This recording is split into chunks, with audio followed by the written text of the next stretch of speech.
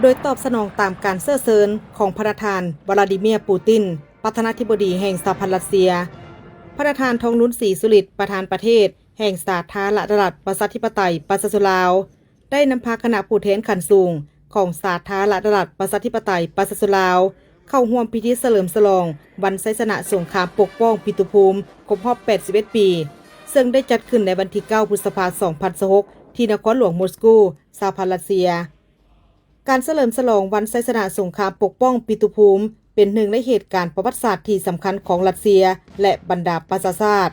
ซึ่งได้จัดขึ้นเพื่อจารึกคุณงามความดีและแสดงความรู้บุญคุณต่อบรรดานักรบกองทัพแดงโซเวียตและทุกคนที่ได้เสียสละชีวิตเพื่อปกป้องปิตุภูมิจนสามารถญาติได้ชัยชนะในสงครามโลกครั้งที่2ชัยชนะดังกล่าวถือเป็นความทะนงใจของประชาชนสหภาพโซเวียตในเมื่อก่อนก็คือสหพันธ์รัสเซียในปัจจุบัน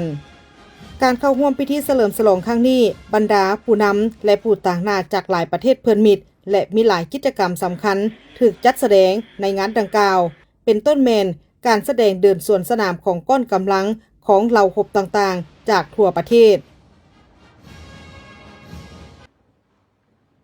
ในโอกาสที่เข้าร่วมพิธีเฉลิมฉลองครั้งนี้ประธานทองลุ้นศรีสุริตประธานประเทศแห่งสาธารณรัฐประชาธิปไตยประชาชนลาว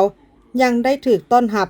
จากประธานวลาดิเมียร์ปูตินประธานาธิบดีแห่งสหพันธ์รัสเซียและพบปะแลกเปลี่ยนคำคิดเห็นด้วยบรรยากาศอันสร้างสรรค์และโกงไปโกงมาสองฝ่ายได้ตีราคาสูงต่อกับหมากผลของการร่วมมือของสองฝ่ายในหลายโครงเขตด้วยงานในระยะที่ผ่านมาการไปเข้าร่วมพิธีเฉลิมฉลองวันชัยชนะสงครามปกป้องปิตุภูมิของประธานทองลุ้นศรีสุริตประธานประเทศแห่งสาธารณรัฐประชาธิปไตยประชาชนลาวครั้งนี้แม้นได้รับการต้อนรับอย่างอบอุ่นและดำเนินไปอย่างมีผลสำเร็จอันจบงามตั้งแต่ต้นตลอดไป